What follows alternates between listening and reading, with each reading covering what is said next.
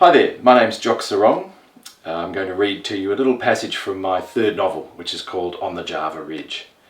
This is a book that I'm really proud of and one that felt very personal to me in the writing. It's a story about asylum seekers making their way to Australia and the way in which our government might or might not have reacted to them coming.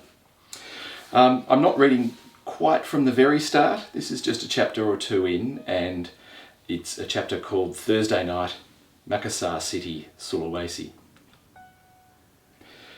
Roya knew when her mother had had enough. The tilt of her head, her tendency to look away. The past few months had been enough to teach her the limits. Before, she had thought her mother inexhaustible, as 9-year-olds do. She'd thought her impervious to pain, even to mere irritation. But that was before. When her mother was herself, lit up with joy and tenderness, she would look deep into Roya's eyes. But it had been cities and nights and long empty roads since she'd done that, and the baby's time was drawing nearer. And now they'd been sitting in the main room of this hotel for hours and hours. Tiled walls, an uneven cement floor, rugs and a whimpering dog. The man had told them to wait here after the car trip. Someone would be along to collect them, he said. They were not to leave, nor to talk to anybody, not even to answer the door. He'd left abruptly, and she watched the lock turn over with a small click. Went back to studying the streaky walls. An old Pashtun man was reading the Quran, cross-legged with his back straight against a doorway. His face was creased like the flesh of a walnut. His eyes dark slits in the wrinkled skin, neither lashes nor even eyelids to be seen. His nose seemed to be growing towards the Quran, and his henna'd beard quivered above his throat, moving slightly as he murmured the words. 2 younger Pashtun men sat beside him. She guessed they were his sons. Their dress traditional like his, their eyes a bright, vigilant green. She looked away quickly before either pair of eyes found her. There was a fat man dressed in Shinwari kurta shalwar, with a delicate pair of silver-framed glasses perched on his nose. She thought he would have been a trader. All these people were something else at home. Pious or clever or strong, fathers, aunts, students. Here they were just people in a room. Nobody looked like they would want to talk to her, though she would have liked to know how they felt. Excited to be going on the boat? Scared, maybe. Some of them would probably have seen the ocean before. Some might even be able to swim. The mother in the big green shawl holding the fat baby, had she seen the sea? The baby nuzzled discreetly into the folds of her clothing.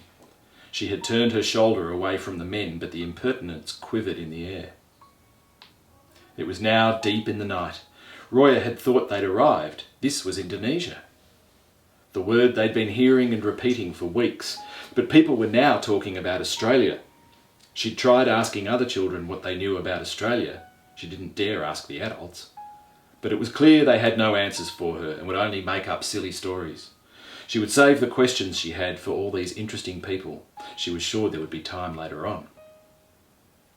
She dreamed of home.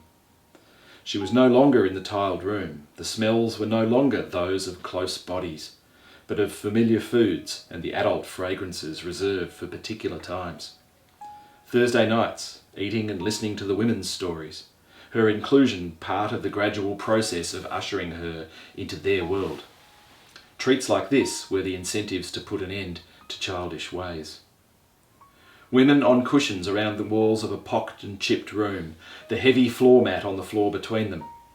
Cups and saucers tilting on someone's laughing belly. Spilt tea, the crockery riding a storm.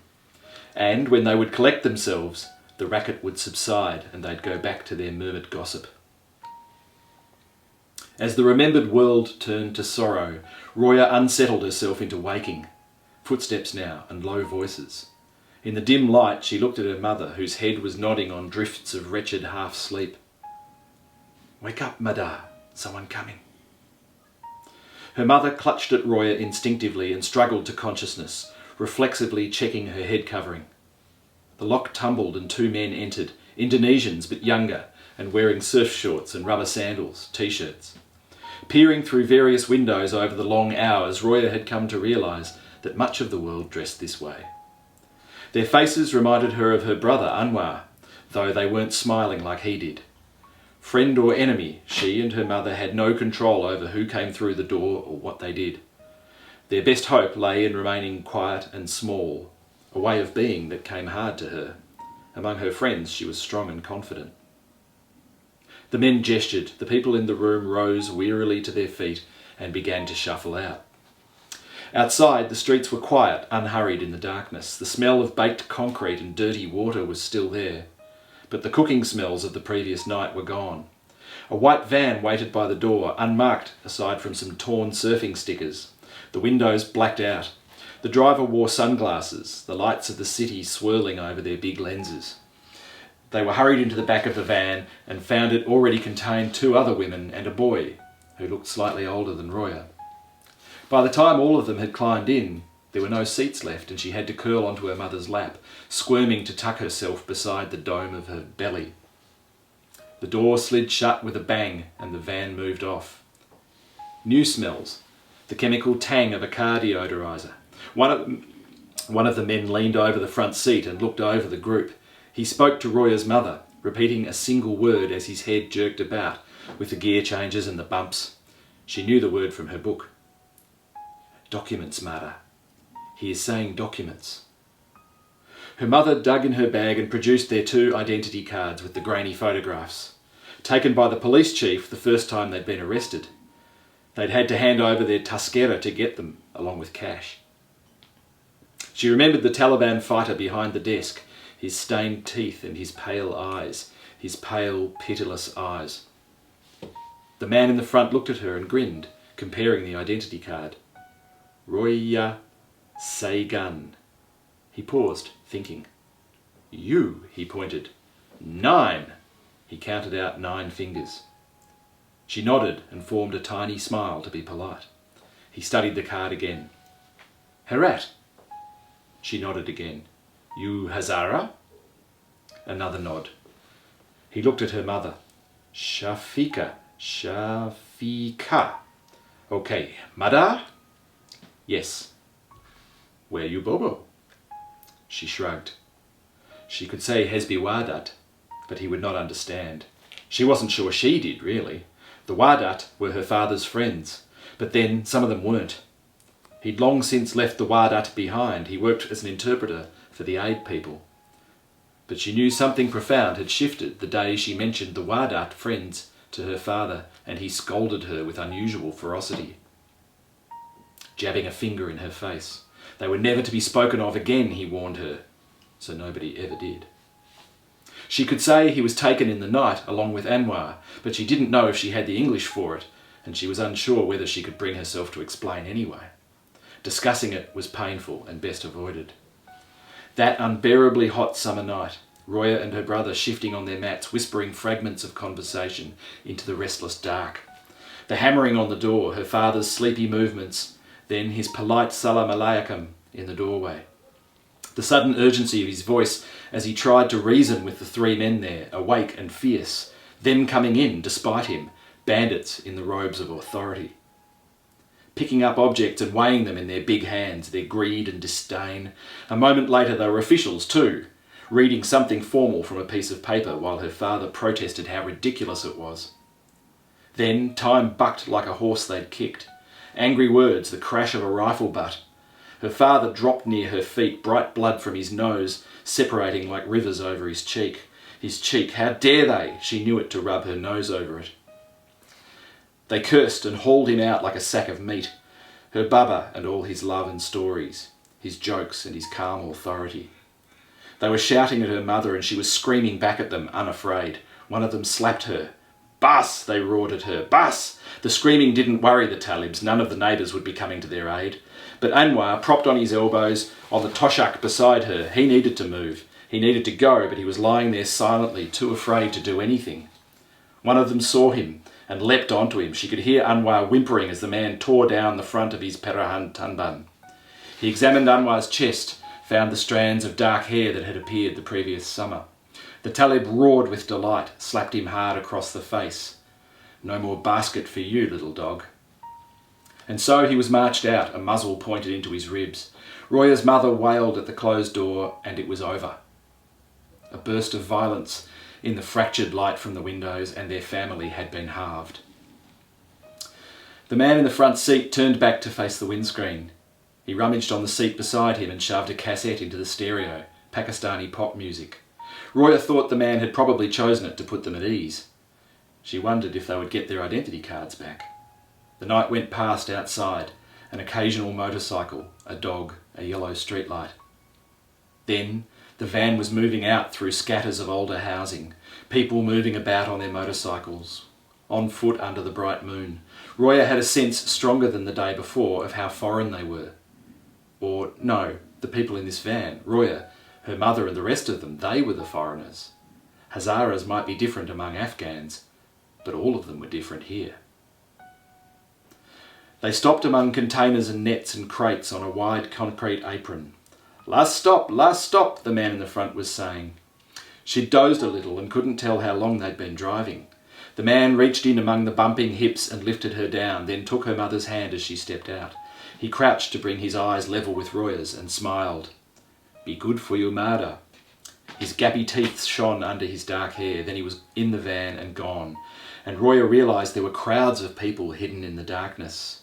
Women with their children, old people, but mostly men.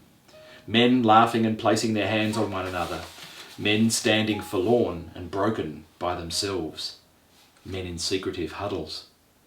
She could pick the Afghans by their clothes and beards, sometimes the drift of a word or two in Dari. She could pick the Hazaras from the Pashtuns and the Tajiks, of course, and, she found, the Pakistanis from the Iraqis. She knew that other people had fled from Herat, from the bombed and charred countryside around it. She hadn't known that people in other countries were doing likewise, even drifting in the same direction. A smell closed in around her unlike anything she had ever smelled before. Both dirty and clean, something like a food smell, but also like the desert sand. She concentrated. The smell was the sea. And now she made out the ripple and gleam of the water in the middle distance. It shone where the lights caught it, as it would at home. A puddle under a streetlight or a washing dish in a gloomy courtyard reflecting the stars. The map in her mind told her that they would be companions from now on. Afghans were good at waiting. Roya's father sometimes said they could queue for a ride on a truck, for a loaf of bread, for some sort of official questioning. They could outlast the sky's pale stare for a few drops of rain. They'd waited out the Soviets, he'd said, then the Mujahideen, then the Talibs and the Americans. Afghans were a patient people, he told her, and they would wait out the Talibs again. But it was the Talibs who lost their patience with him. There were police standing around in their grand uniforms, Roya saw, casually, not because anyone was in trouble. And they were smiling and shaking hands with other men. The police in Herat wore robes, and they certainly didn't smile. These police had gold stars and badges and all sorts of decorations on their tight shirts. They looked like American police. Cowboy, she muttered silently. Sheriff. She watched them smoking, turning their backs discreetly to shuffle wads of money. One of the men was older than the others, dressed like a businessman. He laughed like he'd heard a rude joke. Something sparkled among his teeth. He clapped his hands sharply now, and everyone turned to face him. He barked some orders, and the crowd began to drift towards the edge, where the concrete ended abruptly over the water. A crush developed near the edge. Roya and Shafiqa found themselves in the centre of it, careless elbows knocking sharply into Roya's head. Her mother kept her close, arms linked protectively against the shouting and pushing. This only irritated Roya. It should be her protecting her mother, not the other way round. A boy fell and someone stepped on him, so that he squealed in pain before his father hauled him up again. She'd seen pictures of boats in books, but this, it was so tall. The bow, a dirty timber wall sweeping upwards in a great curve from her right to her left. The cabins were stacked on top of each other like cigar boxes. And atop the front deck, a small red and white flag hung motionless in the lazy night air. The Indonesian flag, Roya knew. Her English book had a page devoted to the flags of the world. Union Jack, hammer and sickle, Maltese cross. And the one that filled her with such mixed feelings, the mosque, the golden leaves, and sacred words, Afghanistan. The boat was a thing of wonder, its dark bulk, its subtle movement against the wharf, bumping lightly on the slimy tyres that were slung as fenders. She could feel its enormous weight suspended by the water, an immensely powerful animal testing its leash. Greeny blue paint, flaking now, dark spills of rust weeping under the metal fittings. A little tired, but perhaps this was the way of all boats. It had been important to people, she thought, but it was forgotten now. Forgotten people on a forgotten boat. Shafika gripped her hand tightly as they approached the edge. One of the men had moved closer, pushing people onto the gangway plank. Roya placed her feet carefully on each of the small steps that had been nailed across for traction, the heads of the nails pressing through the thin soles of her sandals. Cigarette smoke made clouds overhead. Voices hurried them. Her mother guided her to a space behind the high sides of the boat. Roya sat cross-legged on the deck, feeling the aliens swaying for the first time. They were no longer of the land, but now of the sea. A man came past, handing out bright orange jackets with reflectors on them, clips and buckles. Roya sniffed the clumsy object, as she often did with things that aroused her curiosity. Plastics and mould, an old diesel like the generator at the library. She checked her treasures, the things from which she would never be parted. Her father's ring, heavy and scrolled, tumbling like a snail in the pocket her mother had sewn into her dress.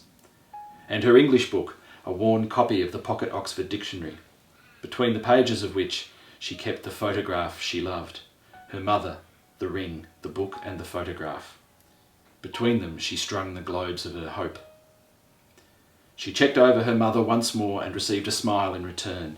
Satisfied, she curled up and turned her face back to the orange jacket. A single word had been written across it in heavy black capitals. She rolled the new word around in her mouth several times. Takalar. Alright, so that's an early scene from On the Java Ridge, which is a book that is probably best known for the way that it ends, but it's quite important to me, those relationships between Roya and her mother Shafika, and the way that the Takalar, the asylum seeker boat, becomes their home, because a lot of those things have become very abstract to us through media coverage, and we don't often stop to think about the individual identities and relationships between the people on these boats, and indeed about the boats themselves. Those were the things I really wanted to emphasise in this book, and to bring some humanity to people who we are taught not to see as humans. This book is very different to the other novels I've written, I suppose. I wrote before this Quota and The Rules of Backyard Cricket, which were crimey in their own ways, and then the books I wrote after this one are the three novels about Bass Strait, Preservation, The Burning Island and The Settlement. So this book really stands alone between those other novels, and it feels personal to me because it's an issue that matters a lot to me. Whether that makes it a good place to start with my writing, I'm not sure. But as I think I said at the start of that little reading, it's a novel that I'm very proud of. Alright, that's it from me for tonight. Thank you very much for watching and listening to that little reading. And I'm told I need to say, remember to like and subscribe, if you would be so kind. Thanks very much.